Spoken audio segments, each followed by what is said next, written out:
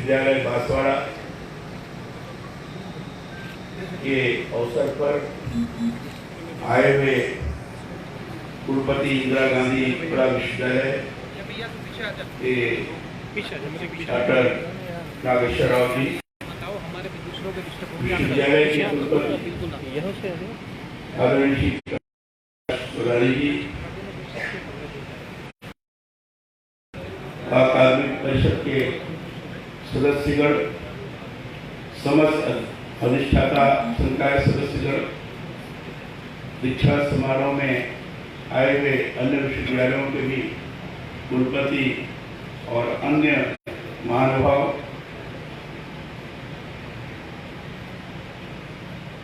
उपाधि और पदक प्राप्त करने वाले ऐसे सम्मानित सभी छात्र और छात्राएं, यहाँ हमारे विधायक जी संबंध आए हुए हैं। हमारे विधायक जी और हमारे सभी सम्मानित अधिकारीगण, सभी अभिभावकगण, अन्य आए हुए बहनों, पत्रकार मित्रों, छायाकार बंधुओं, ये बड़ी पवित्र स्थली है। माँ त्रिपुर सुंदरी का स्थल है। गोविंद गुरु जिन्होंने यहाँ एक ऐसा दृश्य अपने देशभक्ति, अपने समर्पण के परिणाम स्वरूप उपस्थित हुआ करवाया, इस क्षेत्र की सामान्य जनता, सभी जनता उनके पास जाकर गोची के रूप में कुछ विचार कर रहे थे। उसी बीच में अंग्रेजों ने जिस तरह से गोलियां, लगभग 1500 लोग शहीद हो गए और बाद में उनको भी गोली लगी, उनको आजीवन कारावास प्राप्त होगा। ऐसे गोविंद गुरु के प्रेरणादायी आप सभी लोगों का मैं अभिनंदन करता हूं, आपका वंदन करता हूं। और जो भी पदक प्राप्त किए हैं, जिनको उपाधि मिली है, ऐसे लोगों का मैं स्वागत करता हूं और उनको बधाई देता हूं। मैं ये शायद मेरा नवा विश्वविद्यालय है जिसके दीक्षांत समारोह में मैं आया हूं। यहाँ का तो पहला दीक्षांत समारोह है। मेरी सभी दीक्षांत समारोह में जितने लोगों को मैंने उपाधि प्रदान की और पदक दिया, उसमें अपना वर्चस्व स्थापित किए।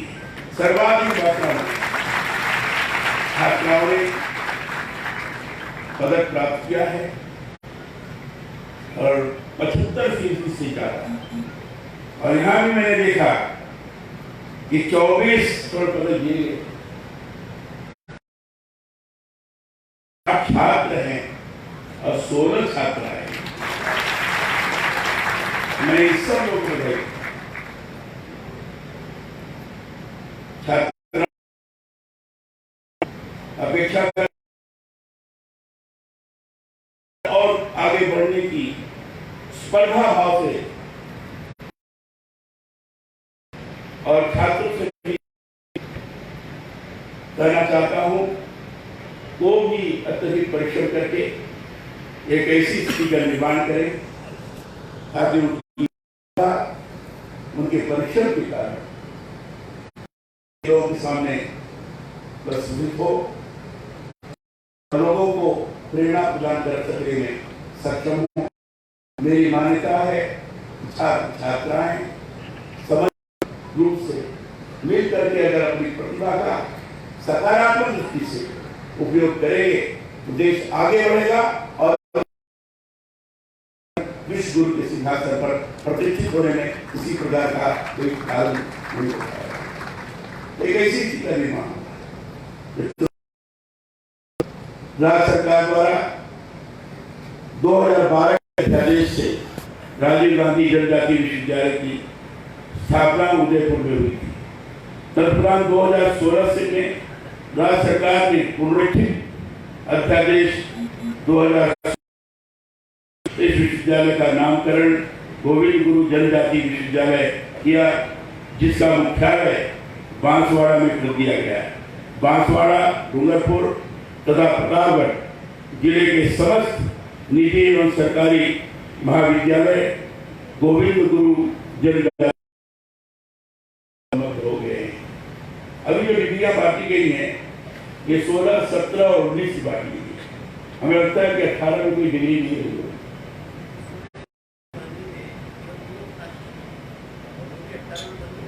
अच्छा, तो वहां शून्य मानना चाहिए। 16, 17 और इसके साथ ही काठर की इस पावन धरा को दिशा में गोविंद गुरु जनजातीय विश्वविद्यालय की अभूतपूर्व सौगात प्राप्त हुई। अभाव में भी यहाँ की जनजाति एवं अन्य वर्ग अपनी सांस्कृतिक पहचान एवं स्वाभिमान को सहेज कर सरोवर ने यहाँ के प्राकृतिक परिदृश्य को पूरी तरह बदल कर रख दिया है। गोविंद गुरु जनजातीय विश्वविद्यालय यहाँ के शैक्षणिक और बौद्धिक पर्यावरण को प्रदान कर रहा है। यहाँ का सांस्कृतिक वैभव, प्राकृतिक सौंदर्य, अरावली की श्रृंखला के मध्य माही सरोवर की हिलोरें इस क्षेत्र को विशिष्ट स्थान प्रदान करती है। बागड़ की यह धरती बहुत ही पवित्र है। यहाँ की जनजातीय संस्कृति का अपना विशिष्ट महत्व है। इस धरती पर मां त्रिपुरा सुंदरी का शक्तिपीठ अपने भक्तों को भरपूर शक्ति एवं ऊर्जा प्रदान करता है। इस पावन भूमि को संत मावली और पूज्य गोविंद गुरु ने अपनी तपस्या त्याग से समृद्ध किया है। वीरबाला कालीबाई और नाना भाई ने शिक्षा एवं ज्ञान की गंगोत्री का उद्भव इस भूभाग पर करके आने वाली पीढ़ियों के लिए प्रेरणा का मार्ग प्रशस्त किया है। इस धरती के सपूत स्वर्गीय हृदय जोशी राजस्थान के मुख्यमंत्री के पद को सुशोभित करते हुए यहाँ का गौरव बढ़ाया।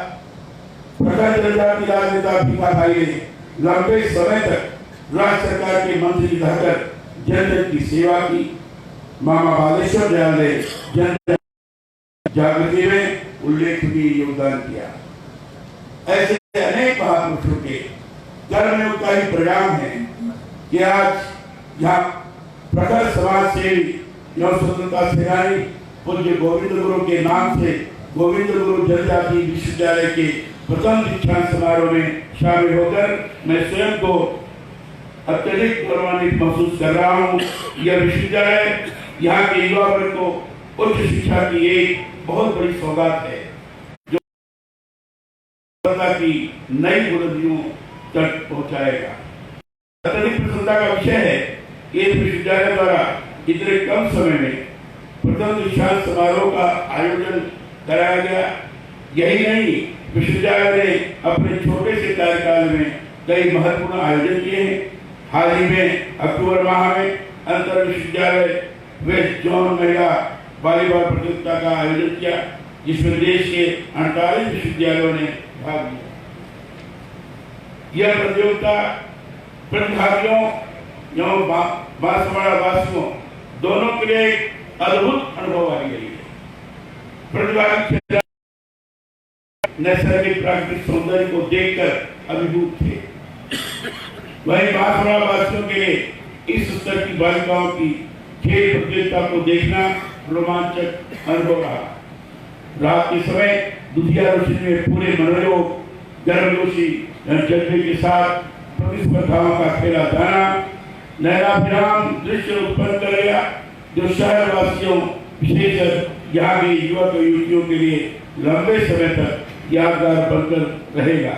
यह बहुत ही प्रशंसनीय रहा है। विश्वविद्यालय बांसवाड़ा डूंगरपुर और प्रतापगढ़ जिले के लगभग 143 कॉलेज से संपन्न है, जिनमें लगभग 1 लाख विद्यार्थी अध्ययनरत हैं। साथ ही पहले वर्ष में शोध हेतु लगभग 250 विद्यार्थियों का पंजीकरण किया गया है, जिनका शोध कार्य जारी है। विश्वविद्यालय हेतु आवंटित भूमि पर भवन निर्माण कार्य प्रगति पर है। आशा करता हूँ कि कुछ समय पश्चात ही विश्वविद्यालय अपने स्वयं के कैंपस में संचालित होगा। मुझे पूरा विश्वास है कि आने वाले समय में गोविंद गुरु जनजाति विश्वविद्यालय इस जनजाति बहुल क्षेत्र में उच्च शिक्षा के प्रमुख केंद्र के रूप में देश में अपना स्थान बनाएगा।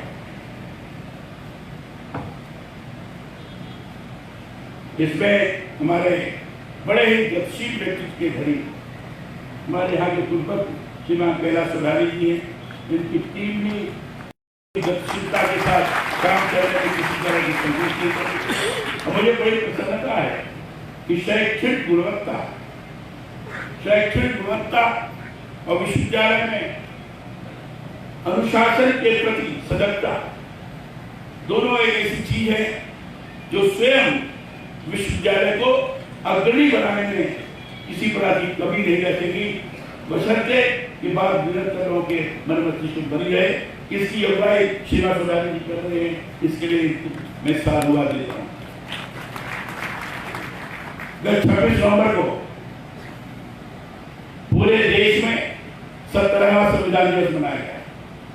आपको बताना चाहता हूँ कि संविधान हमारा मार्गदर्शक है। मैं हर भाषण में इसका भी उल्लेख करता हूँ।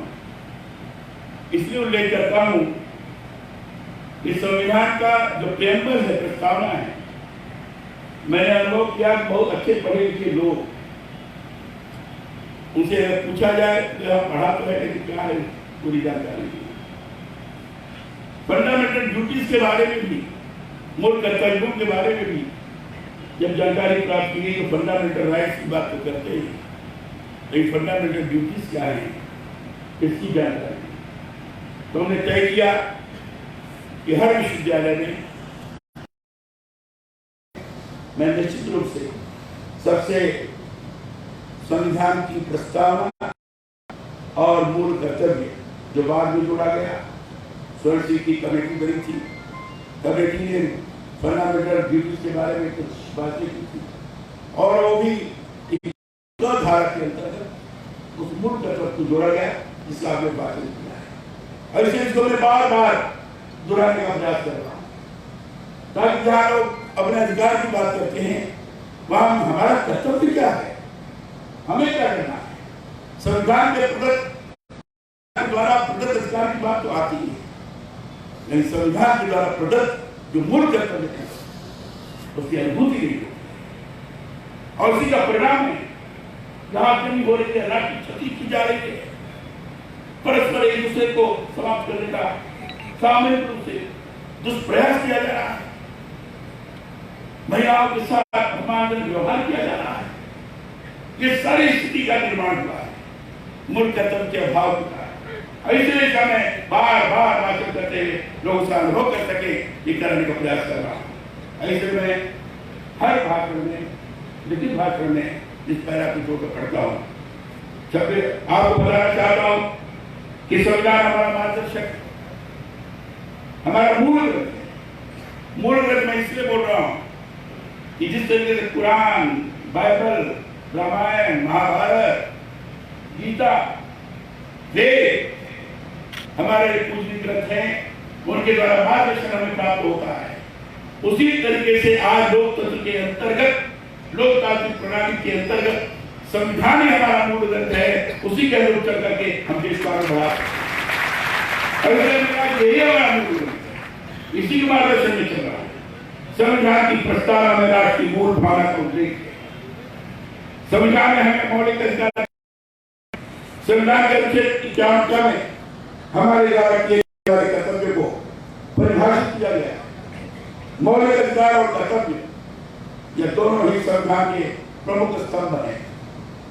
मौलिक अधिकारों की तो हम बात करते हैं, लेकिन आवश्यकता कि हम हमारे कर्तव्य को जानें, समझें और उनके अनुरूप ही अपना आचरण व्यवहार करें। आप लोग युवा हैं, राष्ट्र के निर्माण में आपको महत्वपूर्ण भूमिका निभानी है। इस संविधान प्रदत्त कर्तव्य को आप लोग आचरण में लाकर आगे बढ़े। हम सभी तो निश्चित तौर पर भारत देश को आगे बढ़ाने और स्वयं के जीवन को भी सुधारने में यह एक बेहतरीन कदम साबित होगा। सामान्य जन को संविधान की जानकारी होना आवश्यक है। राष्ट्रीय एकता, अखंडता और सामाजिक समरसता के लिए मूल कर्तव्यों का निर्वहन करना होगा। मैं चाहता हूं कि विश्वविद्यालयों में युवाओं को मूल कर्तव्यों का ज्ञान कराने के लिए अभियान चलाया जाए। देश की युवा पीढ़ी को मूल कर्तव्यों के बारे में बताया जाना आवश्यक है। मैं कुलपति महोदय से आग्रह करूंगा कि इस विश्वविद्यालय में गोष्ठियों का आयोजन केवल इसके बारे में चर्चा करने के लिए और विद्यार्थियों को करवाएगा, विद्यार्थी उसकी अगुवाई करें, विद्यार्थी उसका नेतृत्व करें, छात्र संघों का नेतृत्व करें, ताकि इसके बारे में पूरी चर्चा हो और आवश्यकता पड़े तो उसके लिए पार्लियामेंट की व्यवस्था करनी चाहिए। जो इसकी जानकारी आज के काल में बहुत आवश्यक है। बढ़ती हुई वैश्विक समस्याओं का निराकरण अपने मूल कर्तव्यों का पालन किया तो हम कर सकते हैं, दूसरा कोई नहीं कर सकता। इस वजह आग्रह है जिस प्रकार से गोष्ठियों का आयोजन करें जिसका ज्ञान कराया जाए। देश की युवा पीढ़ी को मूल कर्तव्यों के बारे में बताया जाना आवश्यक है। संविधान के अनुच्छेद 51 पर विचार विमर्श करने के लिए गोष्ठियां और सेमिनार आयोजित किए जाए।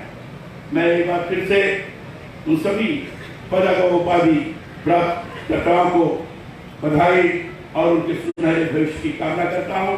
और आने वाले साल में 2020 कभी आने वाला है तो 2020 के 9 वर्ष की अग्रिम में बधाई भी आप लोगों को देता हूँ। बहुत बहुत धन्यवाद। जय हिंद।